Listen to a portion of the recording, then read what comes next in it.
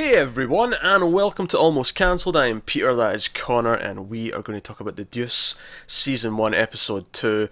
It is called Show and Prove.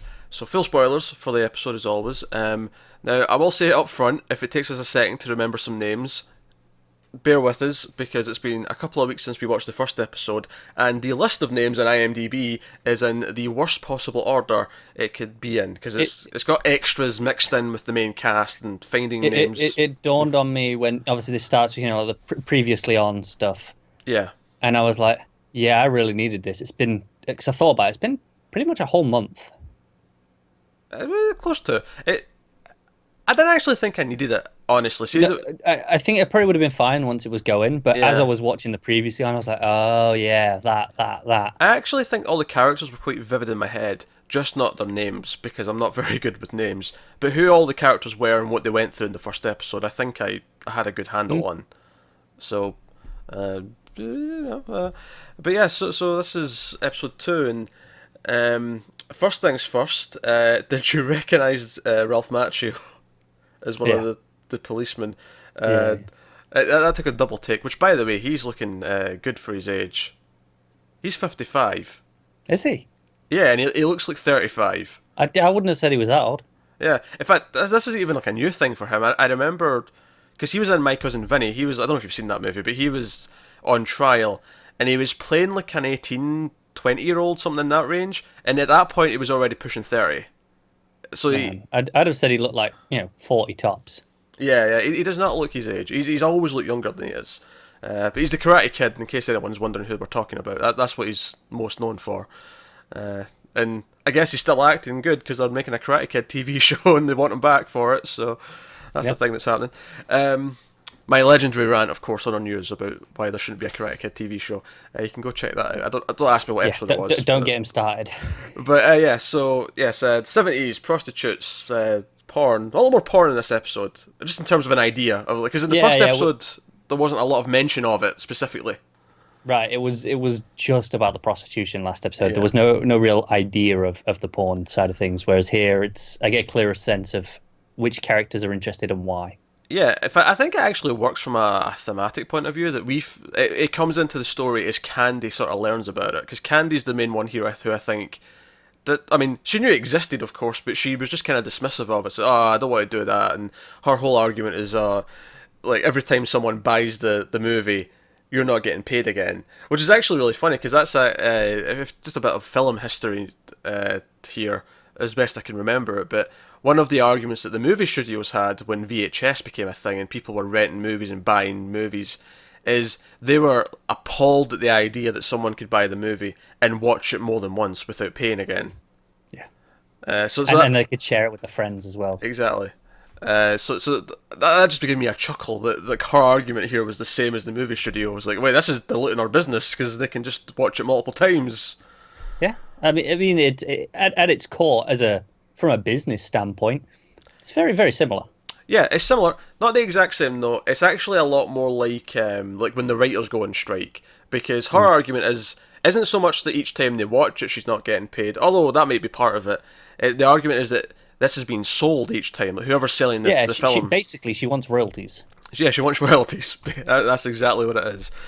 And fair play. So she's smart when it comes in this sense. Yeah, definitely. She's ahead of the game. And we also see that... names.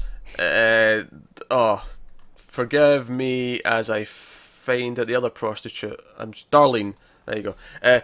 Darlene, like, she finds out that one film she made thinking it was just for one person is actually being sold somewhere, and she goes off and demands it back, and tells her pimp, tells Larry about it. And I think that's kind of interesting that she, even though it's not a lot of money per se in the grand scheme of things, she's determined to sort of maintain her business sense. And it's about the principle, really, isn't it? Like, she was like, okay, I got paid extra that time so he could film it for himself. That was fair, but him selling it and doing other things with it wasn't part of the agreement.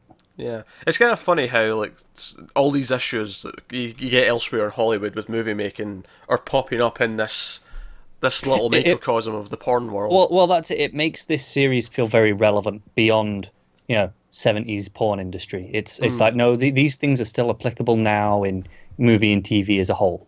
I will say when they go into the sex shop and there's this sort of sleazy guy who's selling the stuff. Because I was actually thinking when they went in, I'm like, well, VHS isn't a thing yet, so they're just selling like film reels, and yeah, it's like Super 8 Yeah. little reels, but and he's like, yeah, $35 to regulars and $50 to chumps, and I was like, man, thank God for Pornhub. Jesus, especially in 1972 or $73, that's a lot of dollars. That's too many dollars That's too many dollars. for 8 minutes of porn. Yeah, 8 minutes. 8 minutes. I don't even click on a video if it's only 8 minutes long. Right, so let's take this character by character. We'll start with Candy since we kind of started with her. Yeah, anyway. that makes sense. So she finds out about the videos, and she's not. Obviously, we're introduced through Ashley, her role, who, interestingly enough, seems kind of okay after the last episode when she was kind of assaulted by CeCe at the end.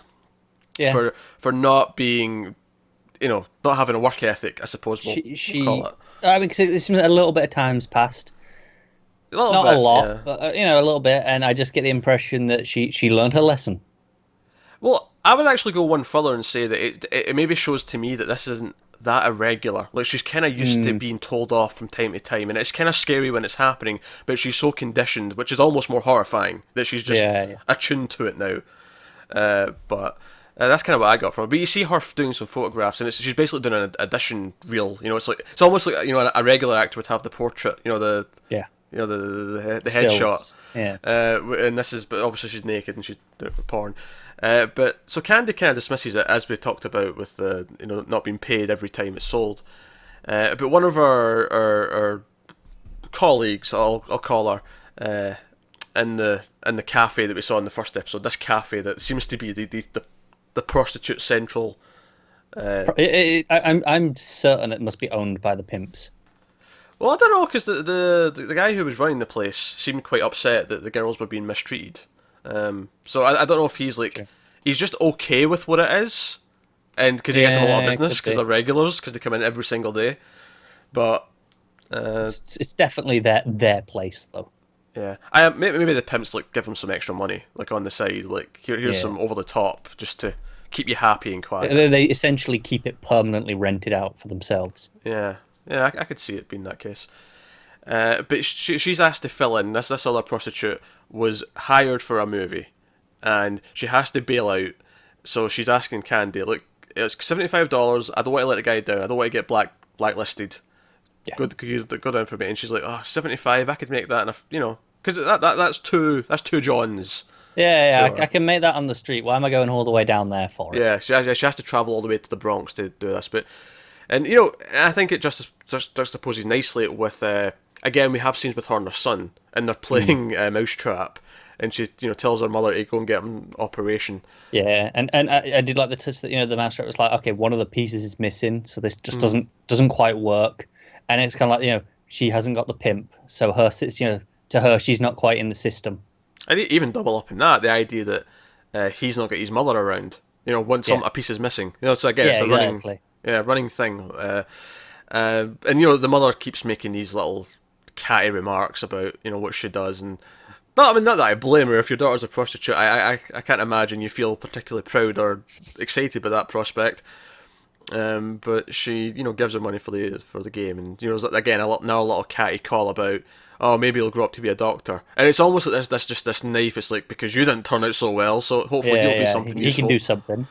But yeah, so again we see that, and it gives us all this context, and she goes to this place, and it's actually kind of a seedy arrangement. It's this guy who just makes them in his basement, and it seems like his parents, or at least his father, is just upstairs living in the house. And he's like, yep, he's downstairs in the basement. Off you go. Yeah. So it's this weird waiting room almost. In fact, we actually get a waiting room scene. The green room and these two guys are just sitting there. This other woman sitting there, and she's just asking do I have lines? Yeah, it's just like, have you got the script? I'm a fill-in. And I think it says, or what that shows is that as much as she's aware that porn exists, she's clearly never watched much of it. Yeah, or at least if she has, it's only been the feature length ones that are in the theaters. Your Debbie Does Dallas and that kind of thing. Yeah, and also I think it's kind of part of her work with us. You know, she's kind of very hardworking. Even at this, she's got Yeah. that professionalism. She's filling in for someone. She doesn't want to just come across as nothingness.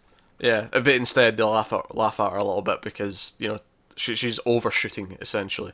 Yeah. And then we get what might be the greatest scene in all of television history, as they as they film this porn, which it's a very funny scene actually, as much as because it doesn't take the tactic that you think it would. Because I think most times this, if you have a scene where someone's doing their first porn scene in a movie, it may be treated as. I mean, it is quite seedy. Don't get me wrong. It doesn't feel like a clean environment where it doesn't feel appealing. But I think typically the director and the script would focus on the horror of the situation, whereas instead here it's a little bit funny because it's kind of absurd and she's been told not to look at the camera. But It focuses on her intrigue. yeah, because she's looking around, she's looking at the lights, she's looking at the just all the equipment around the room, and she's like, what's, even the reflector. She even asks about that afterwards. She's Yeah, like, yeah. oh, And she asked about that and the lights. And she's like, okay, what are all these for? yeah, and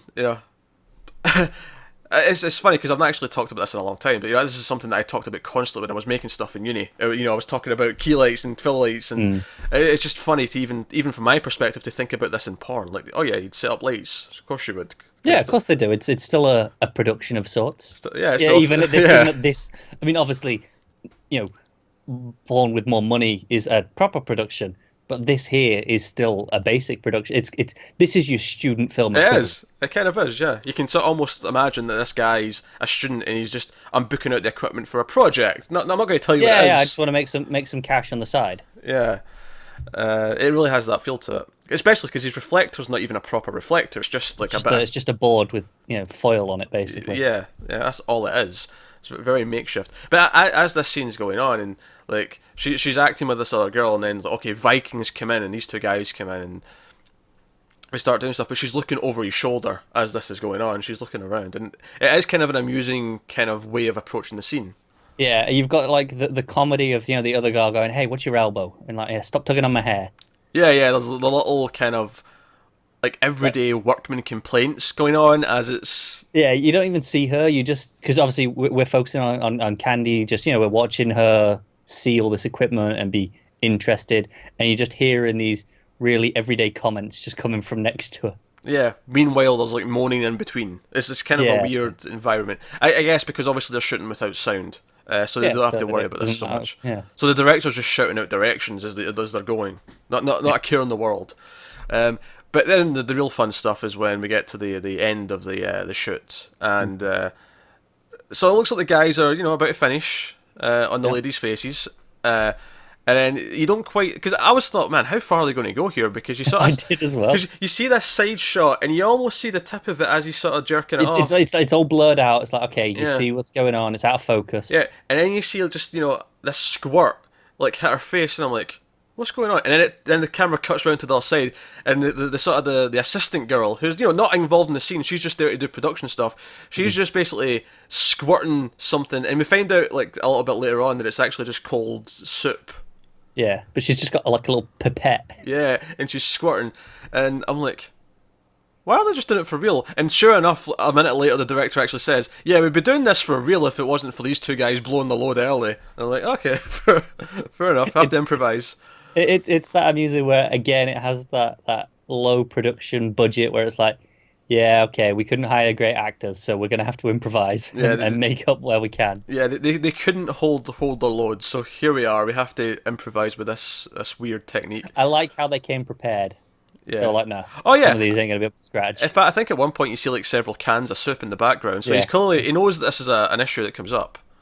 I just like to think that's from experience. First time he's like, God damn it, shoot, Yeah. it's the whole day's ruined. Yeah, first time, there's no ending, there's no conclusion, there's no money shot.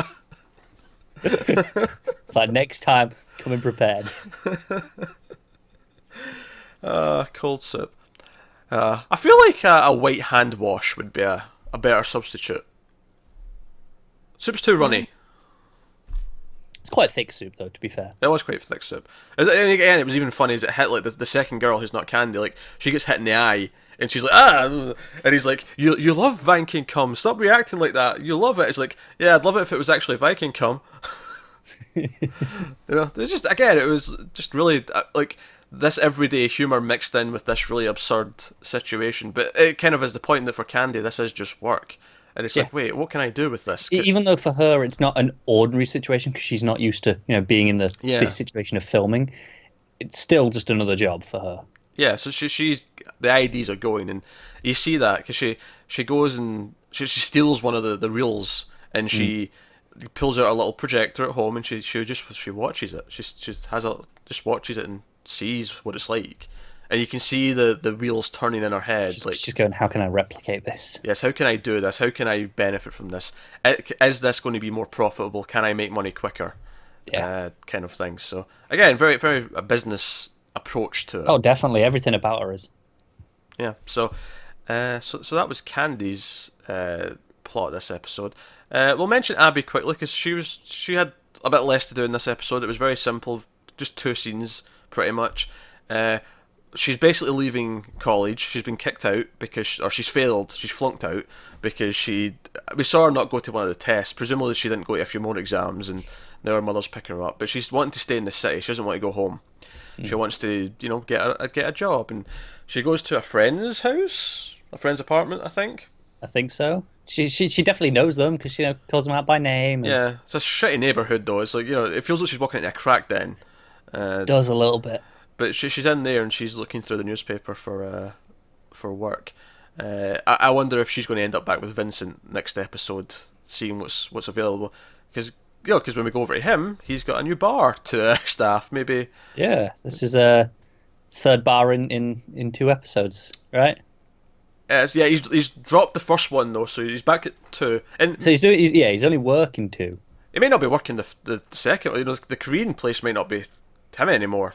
No, that's true. That's maybe full time now. This new bar, I could see it. Yeah. Yeah. So he's basically he gets in. So the guy that his brother owes money to, he ends up working with him because we get introduced to Vincent and Frankie's brother-in-law, who's with his sister. And again, there's some sort of humour about him having so many kids and leave her sister alone. But they're all very friendly. The actor, by the way, who's playing his brother-in-law, Bobby, well, that's the character's name, but the actor was on The Wire, which it stuck out immediately as soon as I seen him. A, because I've seen the show, but B, because it's the same creators. So clearly, I'd be unsurprised if a few more of these actors pop up.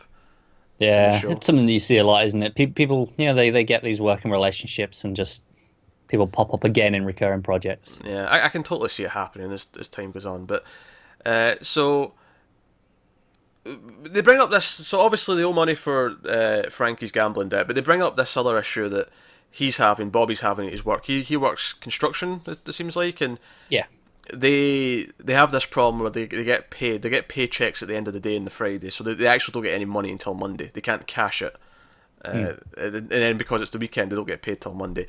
Now I'm a little unclear exactly what the scam is here. Because Vincent goes to Rudy, who's this crime boss, who's the guy who really is owed the money from his brother. And he's a very sort of friendly crime boss. He's very sort of sociable with them. Like he comes across as a businessman, isn't it? He does, yeah. Sort of friendly businessman. You get the impression, though, that if you wrong him, he will break your legs. But oh, sure. But he does come across as a very sort of friendly He doesn't do anything but, the nicest things in this episode. This guy's also typecast in this type of role because he had a similar role in Kick-Ass. That's where I knew his face from. Yeah. So I don't know what goes through his head when he's like typecast as the mob boss repeatedly, but could be worse. Yeah, it could be worse. Hollywood always wants mob bosses. It does. There's never a shortage of roles of mob bosses and mob-like characters. But so Vincent goes to him with this idea for this scam and to get involved in the payroll and for him to pay them directly with cash before the weekend, and he gets a cut. And I'm not exactly, maybe someone who's a bit more financially savvy can tell me exactly what the scam is here and how he's making some money out of this, but I know he's taking a cut, but the workers are still getting the same amount afterwards. I don't know if they're just dodging taxes. No, the workers are still losing the 5%. Well, yeah, but is that just going to him instead? Yeah. Oh, is that just a scam? That's it's just what I'm saying, because when there's the queue of all the workers and they're accounting the money, and he comes in and explains it, he mentions minus the 5%, so that's taken out. So they essentially all the workers have kind of agreed that all right, we'll take the 5% cut so that we can get paid. But it's not really cash. a cut though if they're not paying taxes. The tax is still being paid as well. He mentions that as well. All right, so it's not that it's just replacing the taxes, and it's just that No, it's an extra 5% on top of what they would have had. They just lose 5% as well. really, they think it's worth 5% to not wait a few extra days. Well, because they want to do stuff at the weekend. I suppose if they're getting paid weekly, that makes a Yeah, they're little getting bit more paid sense. weekly. Yeah, And okay, it's cash here and now, and you can do what you want with it. that makes a bit more sense. Yeah, because I was thinking it was monthly, and if it's monthly, it's like, well, what Well, difference yeah, does a yeah, few days monthly is make? a big, but Yeah. weekly it makes sense. Yeah, I mean, it does make more sense. That's fair enough. Because they don't really reveal what it is until you get to that scene where they're counting the money. Because before that, they talk about it and they talk about having access to the payroll, but they never really go Yeah. through what the plan is, what they're actually doing. But it's but Vincent makes this again. He's a businessman. There's a lot. Again, last episode we were talking a lot about like them all having like ideas at the same time and how there was like running themes through all the characters, and here very much this idea of a lot of the characters thinking like business people is Yeah, a through line. it's specifically why Vincent and Candy feel like the core characters more than anyone else to me is because those two are the ones that seem most intimately linked in the thematic sense. In a thematic sense, yeah. And obviously they actually interact in this episode briefly. So Yes. they're aware of each other's existence at the very least. In fact, they even crack a little joke about how he's got some pimp in him. And then he sort of like, does what? And so, oh, it's a compliment. It's like, oh, okay. Yeah, but nothing to it. More just they've seen each other around. Yeah, yeah. And again, he says hi to Thunder Thighs in the way past. Yeah. In the street. But yeah, he makes this promise. He's like, every penny accounted for. He prides himself on it. He's a manager. That's what he keeps. I've always managed. He's an accountant essentially. Even when he's not managing, he ends up managing the place. Like he's not meant to be running this Korean bar and restaurant, but he kind of is. Like he ended up being the one making the calls. He's good at it. So when he hands in the money and he so after this first week of like payrolls done, Rudy takes him and he's like, I want to take you and show you something. It's almost like, okay, I've seen that he's good. Maybe he liked him when he met him before. It's like, so this kid might have potential. Let's see if he pulls through on this first thing. He does.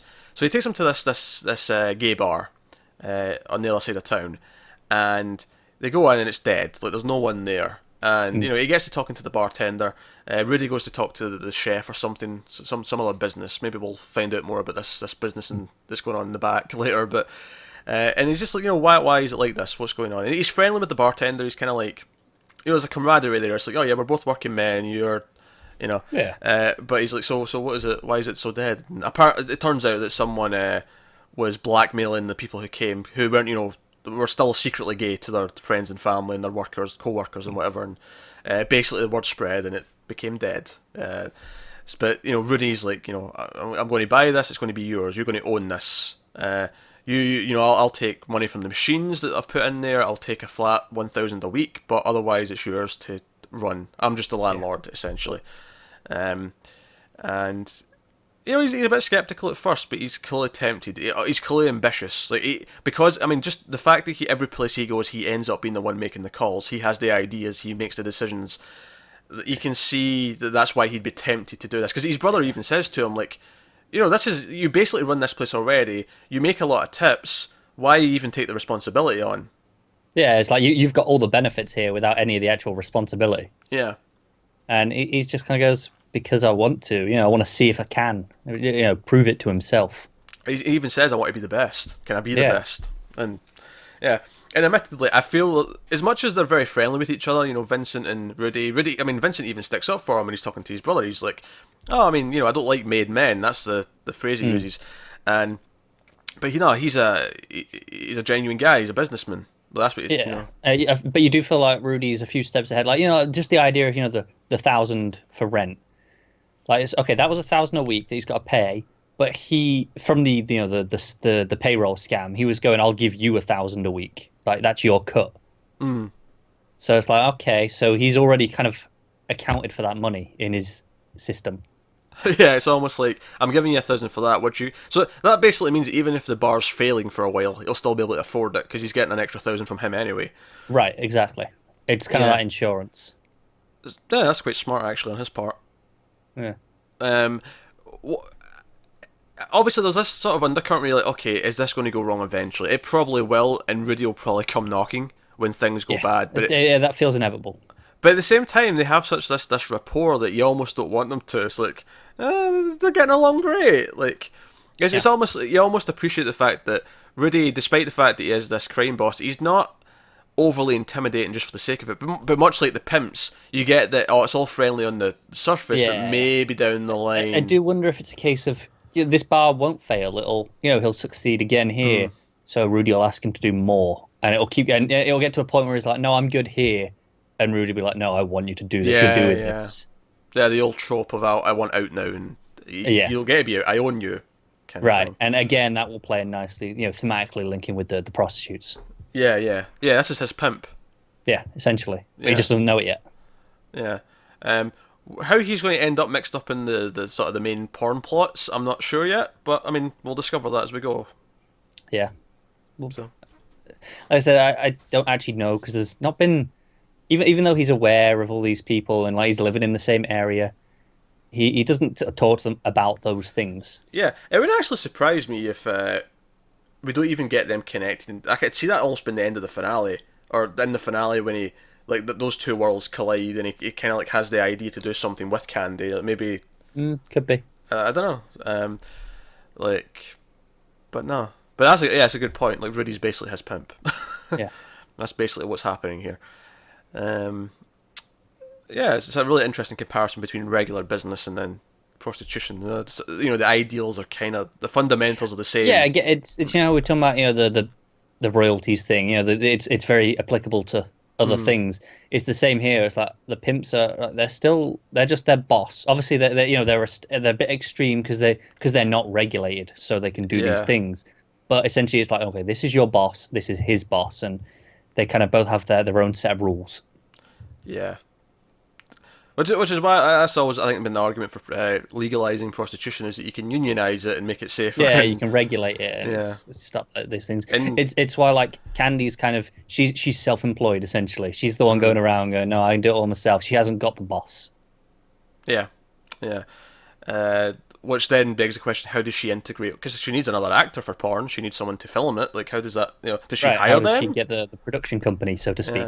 Does she hire them, or does she collaborate? What's the method there for her? And that's something I'm sure we'll see. What position in the hierarchy does she have? Because you can't see her just being an actress. Oh, she'll be a producer. She'll be making. If anything, actually, I could see her not starring in them after a while. Like, maybe that's the end goal. I see at first she will be, but eventually, like you say, she'll move out of that. But I'm trying to figure out, right, how does she get to that position? Because obviously right now she doesn't have those resources. She is just the actress. I think it's, you make enough money, then you start, it's almost like actual Hollywood in a weird way. You get your foot in the door, you work your way up, and then eventually, if you just want to be obviously being an actor is not a negative thing in this case, but eventually, if an actor does want to just be a director, they can be, or if they want to do both, they want to dabble in other things, they can. Yeah, you specifically see a lot of long-run TV shows where they go, all right, we'll let you direct an episode here or there.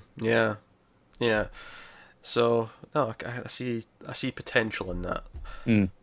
All right, we'll move over to CeCe and Lori, their plot, which very interesting. This episode took some turns that I was not expecting towards the end as well. So basically, we see that. I mean, I presume they have sex with all of their girls, but like they're having sex, and afterwards he starts talking her up, and he starts also talking about his plans. Like, he doesn't always want to be a pimp; he wants to have a normal life, have kids, and he basically paints her as the chosen one, as the golden girl who's going to make him so much money. It kind of makes him like the prostitutes, in the sense that, the prostitutes, they're reliant on the pimps because they, that's how it is for everyone but Candy. But to them, they're reliant on the girls to get them free as well. Yeah, and he talks about all these goals, but I was actually questioning this as he was saying it. Is this true? Is this bullshit? Is this just the pitch that he gives to every girl to make them feel special? That you might be the one who makes enough that gets us out of this life? Like, is that just the cake is a lie, basically? Yeah. Is that what that is? Is that pitch? And they're very friendly with one another, very familiar. Like, she cracks jokes, he cracks jokes back. It's very informal, isn't it? The only time the scene gets kind of a little bit more serious is when she references her old pimp, and he gets very sort of stern. No, that wasn't a pimp. I'm a real pimp. Like that, he was never a pimp. It's a little bit of a jealous rage. Yeah, it's this power play kind of moment. But then he takes her to a porn theater, and they watch some of this stuff, and you can see this is kind of going in this direction as well, where he's maybe having the ideas that he wants her to do this. This is maybe an avenue for more money for him. Because it was him as well that told Ashley to go do this. You know, this was the avenue. Maybe this is where you can make money for me now, since you're not as valuable as a prostitute anymore. Yeah, and again, it's this idea of he knows that he only has to pay the girl once, but he can resell the tape. Yeah. Yeah, and I don't see the conversation where they try to ask for royalties going very well. No, because he'll just take a knife to them. Yeah, because that's the world this is. Again, feels not glamorous, but you know, there's this facade on top of, oh, you know, it's nice, he'll treat you like a queen, but yeah, but the reality is definitely not. And yeah, so basically, so he's talking about how you could do this and that, and you know, again, it's more of a sales pitch, and then it turns menacing, it turns threatening, because he's like, look over there, and there's this prostitute with another guy in there, and it's like, yeah, this is the cheap end of the neighborhood. This is where the girls who have done something wrong get carted off, and you know, their price goes down, like, you know, they're $10, that kind of thing, and it turns very menacing, but he keeps going, like he keeps to the point where she's like, right, I get it, CeCe, I get it, right, you know. Yeah, threat made. Yeah, if I try and jump ship, you're going to do this to me, or if I try and run, you're going to do this to me. I get it, but this is kind of the point of no return. You feel like, okay, she's locked in now. Like, this is the point where if she tries to leave, like, because I think there was definitely a point in the first episode where she could have probably walked, like it wasn't actually done yet, like she wasn't. Yeah. But this is it now. The threat's been made. Yeah. And she's aware. Oh no, this is it. There is no going back. Yeah. I mean, it's too late already. Arguably, it was maybe that point of no return a little bit before this, but I think it's harder to define where it was. But here, certainly, this is like, no, I'm telling you, we're past the point of no return. Yeah, exactly. Like I said, the point's already gone because he's saying, no, we're already here. And much like his plot in the first episode with Ashley, it's kind of like, here's the facade, but then we're going to take a dark turn later on and show you the reality, the danger of this. Because there's a lot of pressure on her now to actually make bank. Yeah. And he's watching her from across the street as she's with this guy, and they go into the hotel. We cut away, we come back, and she comes out in handcuffs. He's, you know, at least it seems from this point of view at this point, he's the police and he's arrested her. Although, something doesn't quite add up. We'll talk about the police scenes later on, but like, we saw how they handled this earlier on, and while I'm sure there is, you know... Yeah, like, this is, instead of with the police stuff, you know, they just go around, it's very open and public. This was a sting. This was specifically set to catch one person at a time. Which seems a bit odd. At the same time, though, I maybe second-guessed it, you know, back again and said, yeah, but we had another scene where the other, like, pimp we hadn't seen before told his girl that, oh, if you go to a different area, they're going to start picking you up more often, because when you're new and they don't recognise you, they treat you worse. And I was thinking, oh, maybe it's because she's new and they're... Yeah, but obviously that girl did say, yeah, a couple of trips in the van, it'll be fine, you know, they'll get to know me.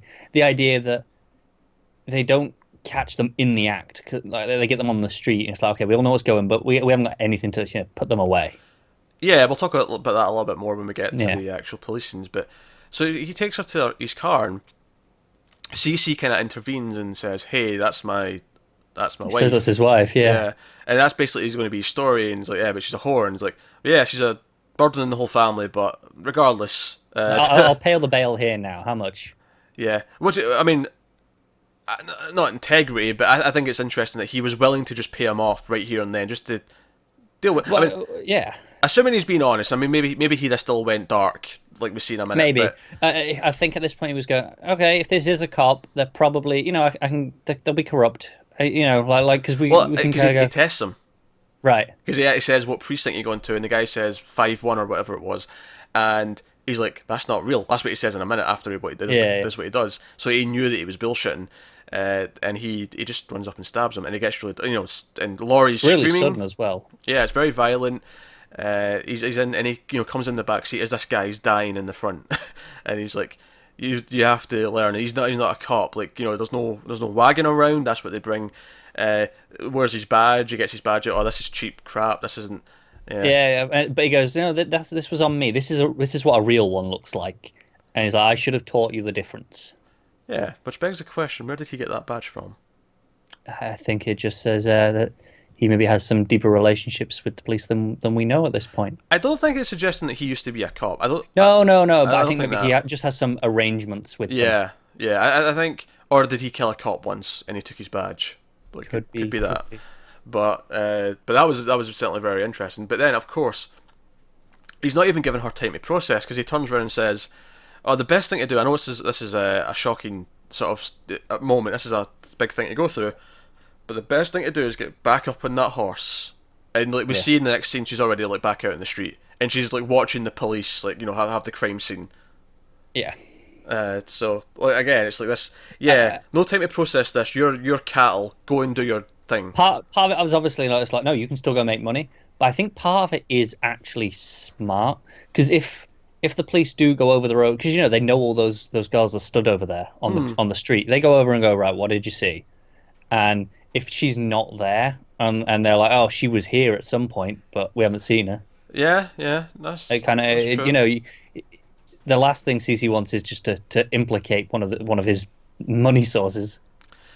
Yeah, no, that makes some sense. You know, the question is though, if the girls get shown the picture of the guy, did one of them see it? Do they keep quiet out of this, you know, sort of shared? Yeah, loyalty they kind of know thing? that it'll come back to all of them. Yeah, they're probably too scared to speak, because, you know, the pimps, clearly we've seen that CeCe in particular is quite happy to pull out a knife, so yeah, it makes a lot of sense. But no, it got very dark very quick, and again, CeCe is definitely the biggest antagonist, I think, of the show so far, and at least in terms of at least right now. In terms of face value, anyway. It wouldn't surprise me if we get some more overt antagonists as the show goes on. We were talking about Rudy earlier, of course. Yeah. It feels like there's going to be a point where he's a big deal.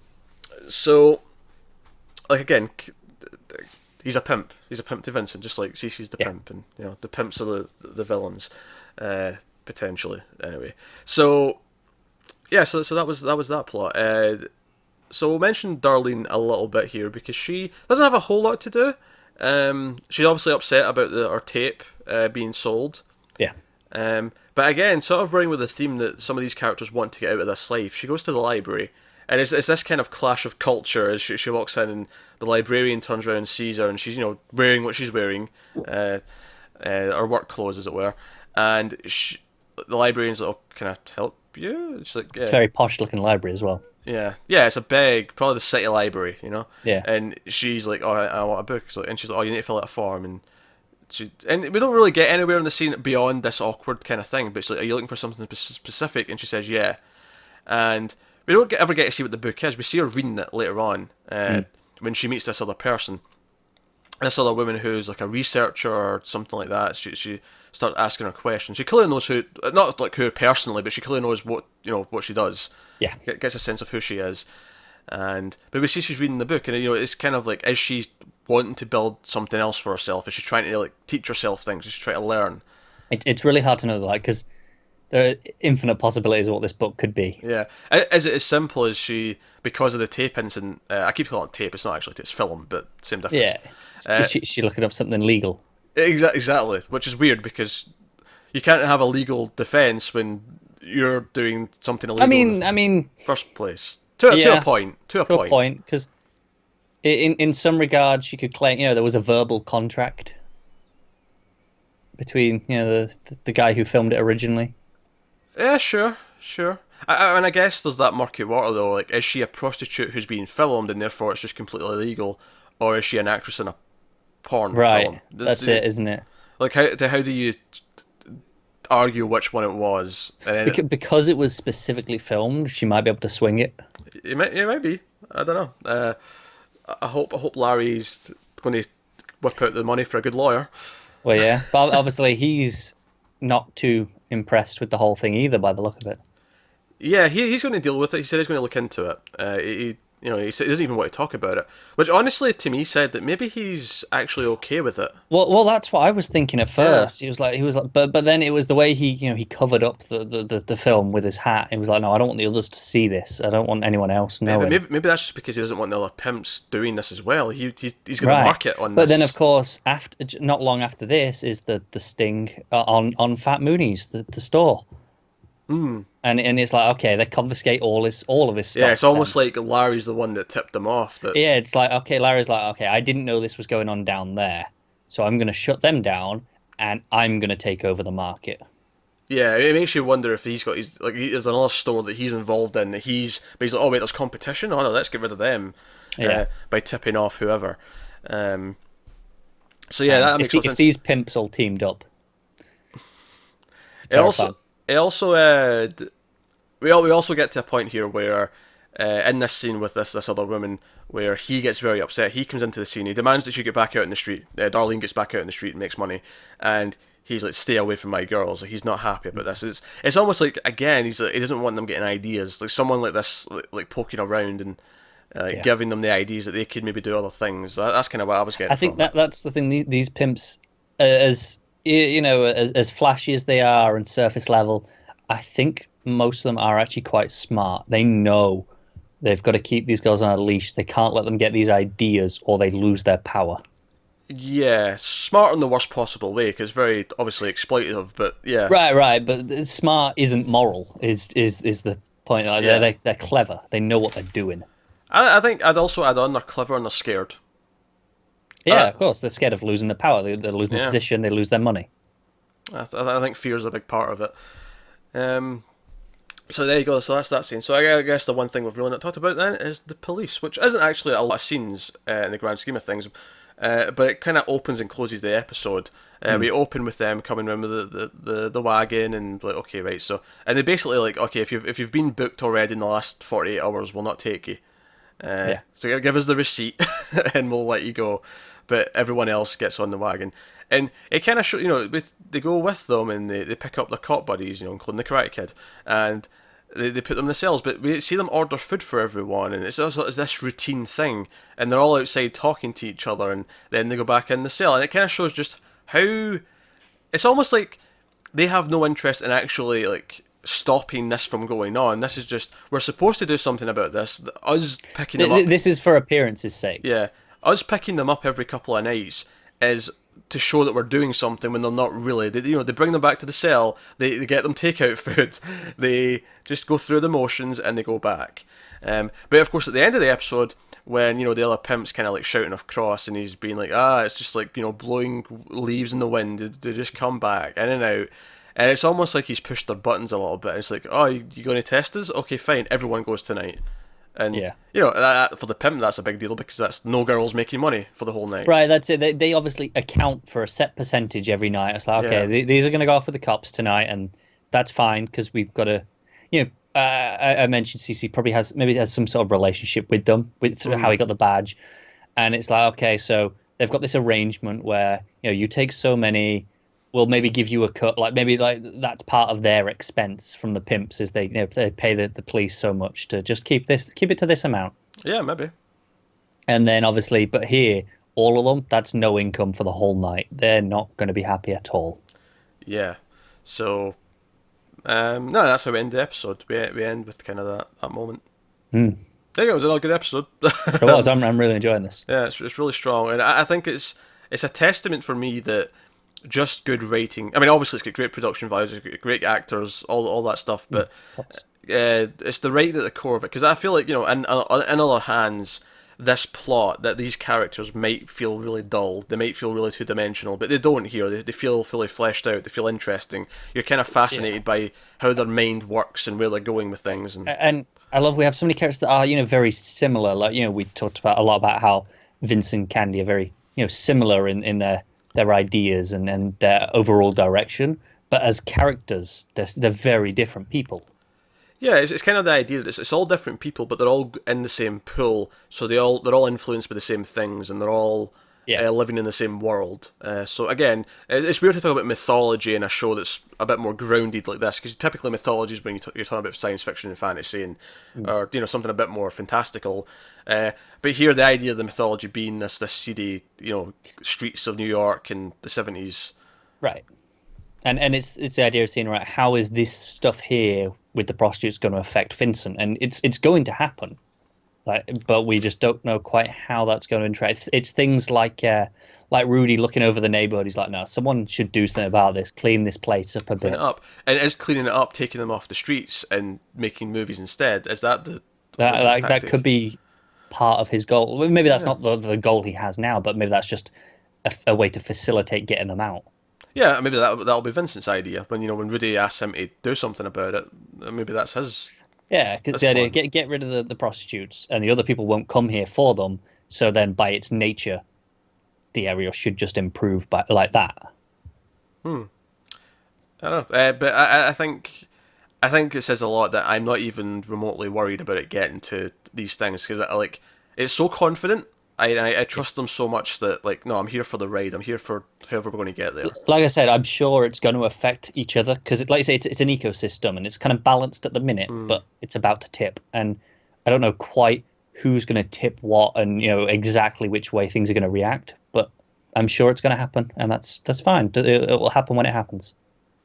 Yeah, and Vincent essentially went from being like Candy to not being like Candy because he get tempted enough to take a pimp, and it's Right. like, does she go through the same thing? Does she But maybe not an actual pimp, but maybe like a porn producer? Does that yeah, become that's what I was going to say. right? Yeah, Does her getting involved with a production company, does that become her, like her boss that she has to be a slave to and follow their system?